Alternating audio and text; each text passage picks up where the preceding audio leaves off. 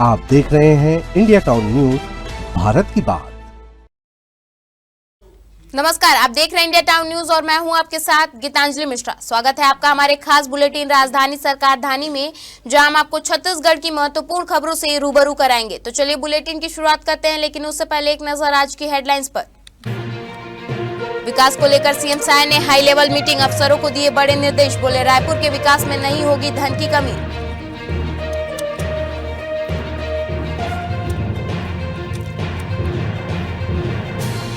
छत्तीसगढ़ वासियों के लिए जरूरी खबर, करवाना होगा पंजीयन, राजपत्र में अधिसूचना जारी।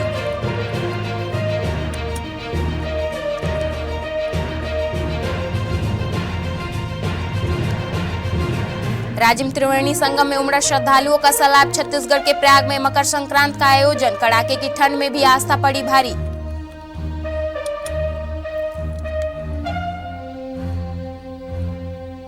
घासीदास चौक पर सजी सांस्कृतिक की महफिल, मंत्री टंकराम वर्मा ने बढ़ाया छात्रों का उत्साह, विकास के साथ संस्कृति को बताया प्राथमिकता।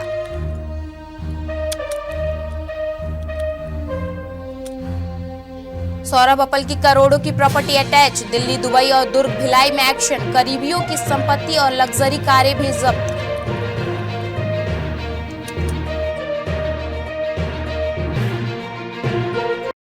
चलिए खबरों की शुरुआत करते हैं राजधानी से।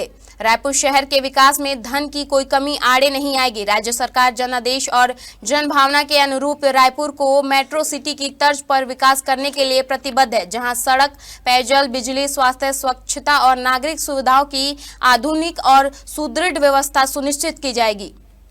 मुख्यमंत्री विष्णुदेव साय ने मंत्रालय महानदी भवन में रायपुर शहर एवं आसपास के क्षेत्रों के समग्र विकास को लेकर आयोजित उच्च स्तरीय समीक्षा बैठक को संबोधित करते हुए यह बात कही। मुख्यमंत्री विष्णुदेव साय ने कहा कि नगरीय निकायों को अधोसंरचना विकास के लिए पूर्व की तुलना में 2.5 गुना अधिक संसाधन उपलब्ध कराए जाएंगे, जिससे राजधानी क्षेत्र में गुणवत्तापूर्ण और समयबद्ध विकास कार्य संभव हो सकेंगे। मुख्यमंत्री साय ने कहा कि तेजी से बढ़ते शहरीकरण के कारण रायपुर में यातायात, आवास, जल आपूर्ति और सार्वजनिक सेवाओं पर दबाव बढ़ रहा है। इसे ध्यान में रखते हुए अल्पकालिक और दीर्घकालीन दोनों स्तरों पर ठोस और व्यवहारिक योजना बनाकर कार्य करने की आवश्यकता है, ताकि शहर की जरूरतों को आने वाले दशकों तक पूरा किया जा सके।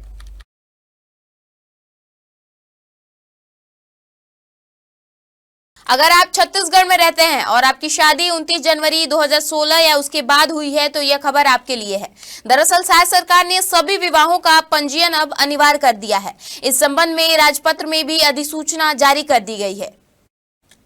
विधि या विधायी कार्य विभाग की अधिसूचना में कहा गया है कि जिन दंपतियों का विवाह 29 जनवरी 2016 के बाद हुआ है, उन्हें प्रक्रिया और समय सीमा के भीतर विवाह पंजीयन कराना अनिवार्य होगा। इसके लिए राज्य सरकार द्वारा तय नियमों और दस्तावेजों का पालन करना होगा। सरकारी सूत्रों के अनुसार विवाह पंजीयन को अनिवार्य किए जाने से फर्जी विवाह, बाल विवाह और अन्य सामाजिक कुप्रथाओं पर भी प्रभावी अंकुश लग सकेंगे। साथ ही महिलाओं के कानूनी अधिकारों को मजबूती मिलेगी। सरकार के इस फैसले का उद्देश्य विवाह से संबंधित रिकॉर्ड को विधिपूर्ण और प्रामाणिक बनाना है।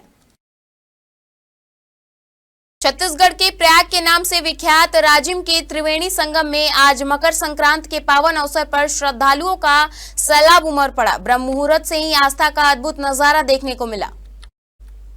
महानदी पैरी और सोंढूर नदी के संगम राजिम में सुबह से ही श्रद्धालु त्रिवेणी संगम में पुण्य स्नान करते नजर आए। कड़ाके की ठंड के बावजूद श्रद्धालुओं की आस्था ठंड पर भारी पड़ी। स्नान के बाद श्रद्धालुओं ने दीप प्रज्वलन किया और दान पुण्य किया। इसके पश्चात बड़ी संख्या में भक्त भगवान राजीव लोचन मंदिर और कुलेश्वर मंदिर में दर्शन के लिए पहुंचे। पूरे क्षेत्र में धार्मिक उल्लास और भक्ति का माहौल बना हुआ।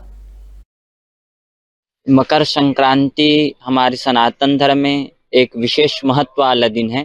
जैसे कि प्रदोष का दिन होता है, पूर्णिमा का दिन होता है, वैसे ही आज एक और विशेष मकर संक्रांति तो है, साथ में एकादशी तिथि भी है।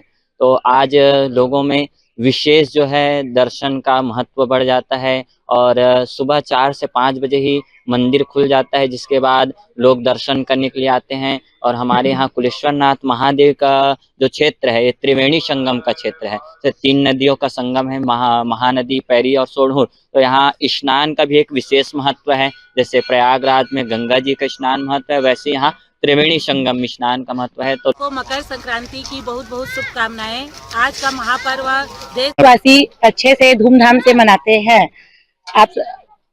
आज के दिन दान पुण्य का महत्व है।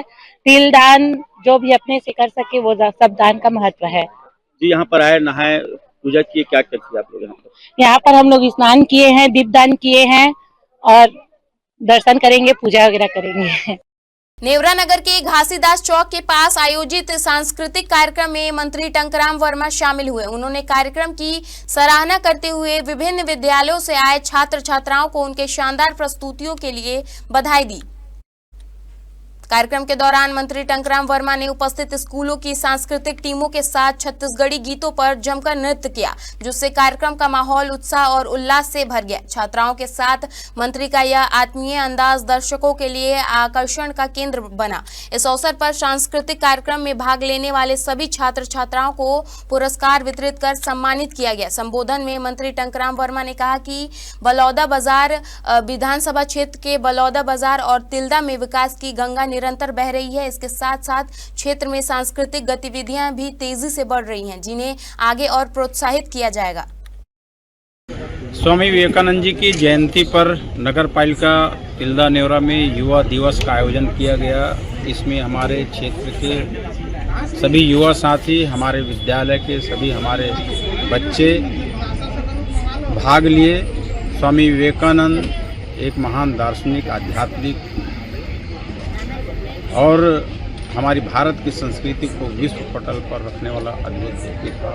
हमारे युवाओं का आदर्श है, हमारे प्रेरणा स्रोत है। जयंती के अवसर पर मैं यही आग्रह करूंगा हमारे युवाओं से कि युवा जो है स्वामी विवेकानंद जी के बताए हुए मार्ग पर चल करके समाज और देश के नव निर्माण में अपना योगदान दें। इस कार्यक्रम के आयोजन में हमारे शिक्षा विभाग के, राज्य सरकार के और हमारे विशेष रूप से नगर पालिका परिषद के चंद्रकला वर्मा जी अध्यक्ष, हमारे वरिष्ठ नेता राम पंजवानी जी, विकास सौरभ जैन जी, अनिल अग्रवाल जी, ईश्वर यदू जी, मनोज निषाद जी, सतीश निषाद जी सहित सभी हमारे भारतीय जनता पार्टी के कार्यकर्ताओं ने अमूल्य योगदान दिया। मैं सबको धन्यवाद देता हूँ।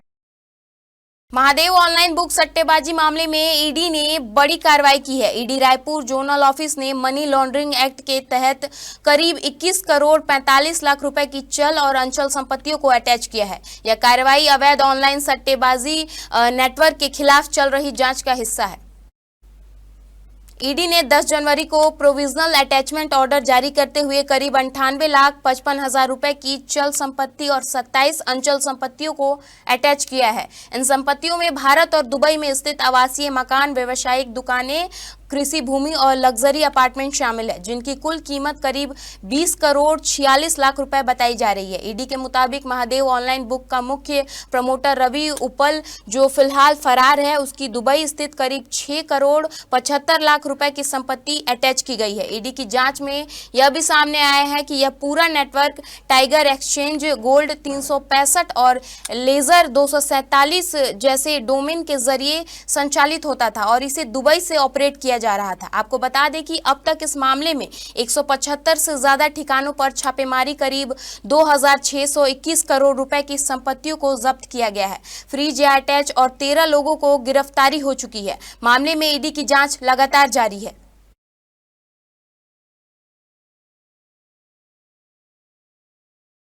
वक्त हो चुका है एक ब्रेक का। बने रहिए इंडिया टाउन न्यूज के साथ। कभी कभी चेहरे का छुपा दर्द दुनिया नहीं देख पाती है।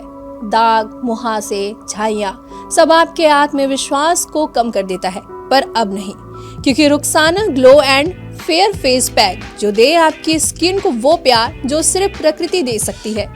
हर लेयर को साफ करे, हर दाग को करे हल्का और आपकी मुस्कान फिर से लौटाए। Because you deserve to glow naturally.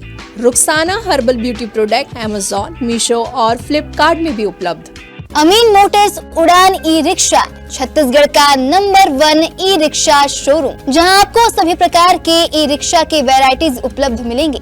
हमारा ई रिक्शा काफी मजबूत है और ये सालों साल चलता है, तो आज ही घर ले आइए RTO इंश्योरेंस के साथ। हमारा पता है आमीन मोटर्स, प्यारेलाल चौक, GE रोड, न्यायालय के पास, राजनांदगांव। 9827174038 7724047008।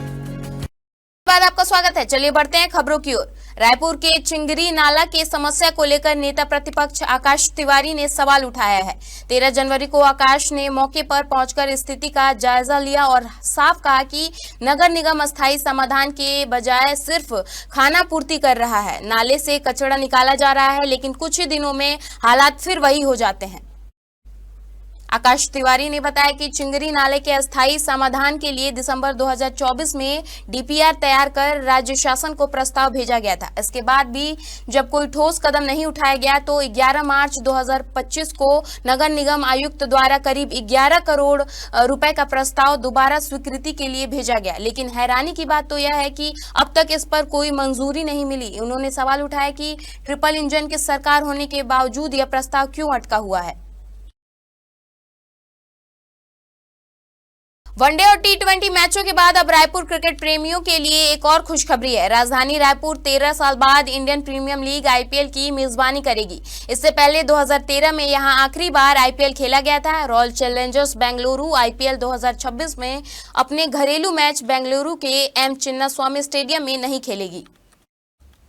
मुख्यमंत्री विष्णुदेव साय ने बताया कि RCB के अधिकारी ने राज्य सरकार से बात की। इसमें तय हुआ कि रायपुर के शहीद वीर नारायण सिंह अंतर्राष्ट्रीय क्रिकेट स्टेडियम में IPL के 2 मुकाबले खेले जाएंगे। रिपोर्टर्स के अनुसार RCB की टीम अपने घरेलू मैच नवी मुंबई के DY पाटिल स्टेडियम में रायपुर के शहीद वीर नारायण सिंह स्टेडियम में खेलेगी। RCB के अधिकारियों ने IPL 2026 के लिए इन दोनों स्टेडियमों को होम वेन्यू बनाने की योजना बनाई है। इसके तहत टीम 5 और मैच की नवी मुंबई और 2 मैच रायपुर में खेले जाएंगे। यह भी बताया जा रहा है कि RCB ने अभी तक कर्नाटक राज्य क्रिकेट संघ में चिन्नास्वामी स्टेडियम में मैच कराने को लेकर कोई संपर्क नहीं किया। छत्तीसगढ़ में सार्वजनिक वितरण प्रणाली और पोषण सुरक्षा के लिए जरूरी फोर्टिफाइड राइस कर्नल के टेंडर को लेकर विवाद खड़ा हो गया है। साल 2025-26 के लिए मार्कफेड द्वारा जारी टेंडर में 1 हफ्ते के भीतर एक ऐसा बदलाव कर दिया गया जिससे 80% स्थानीय सप्लायर टेंडर की दौड़ से बाहर हो गए और साथ ही 39 रुपए में खरीदी की जाने वाली FRK की दर 60 रुपए तक पहुंचाने की संभावना है। दरअसल मार्कफेड द्वारा 19 दिसंबर 2025 को जारी टेंडर की शर्तों में बदलाव करते हुए 26 दिसंबर को नया टेंडर जारी किया गया, जिसमें कई तकनीकी और वित्तीय शर्तें जोड़ी गई, जिनके कारण छत्तीसगढ़ के छोटे और मध्यम FRK निर्माता आयोग हो गए। बताया गया कि ऐसी कुछ बड़ी कंपनियों को लाभ पहुंचाने के लिए ऐसा किया गया। जानकारी के अनुसार मार्कफेड द्वारा लगभग 84,000 मीट्रिक टन FRK खरीदने की तैयारी की जा रही है। अब तक FRK की खरीदी 39 रुपए प्रति किलो की दर से की जाती थी, लेकिन नए टेंडर से यह दर 60 रुपए प्रति किलो के ऊपर पहुंचाने की संभावना है। इस सरकार को सालाना 175 से 200 करोड़ तक का अतिरिक्त खर्च उठाना पड़ेगा। छत्तीसगढ़ में पर्यावरण संरक्षण को देखते हुए रायपुर जिला प्रशासन ने प्रोजेक्ट ग्रीन पालना अभियान शुरू किया है। इस अभियान का मकसद है जब घरों में एक नई जिंदगी आए तो धरती पर भी एक नया पौधा जन्म ले। इसके तहत प्रसूता महिलाओं को एक पौधा गिफ्ट में दिया जा रहा है।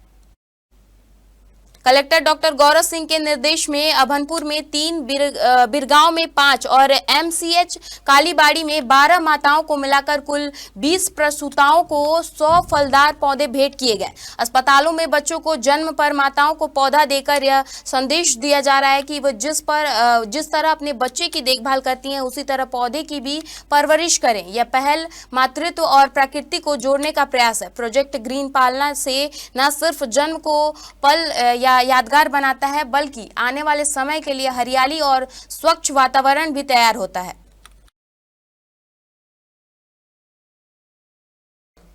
छत्तीसगढ़ में कांग्रेस संगठन में नियुक्तियों का इंतजार कर रहे कार्यकर्ताओं के लिए अच्छी खबर है। ऑल इंडिया कांग्रेस कमेटी ने ब्लॉक अध्यक्षों की नियुक्ति कर दी है। यह नियुक्ति लंबे समय से अटकी हुई थी, लेकिन AICC पदाधिकारियों और प्रदेश कांग्रेस नेतृत्व के साथ चर्चा के बाद अब सहमति बन गई है। प्रदेश में 307 ब्लॉक कांग्रेस अध्यक्षों की लिस्ट जारी हुई है।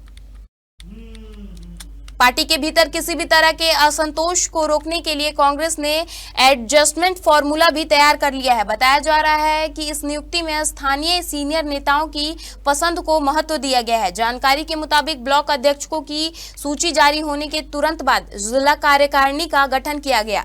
ब्लॉक अध्यक्ष की दौड़ में शामिल रहे सक्रिय और मजबूत नेताओं को जिला कार्यकारिणी और अहम जिम्मेदारियां देकर समायोजित किया जाएगा।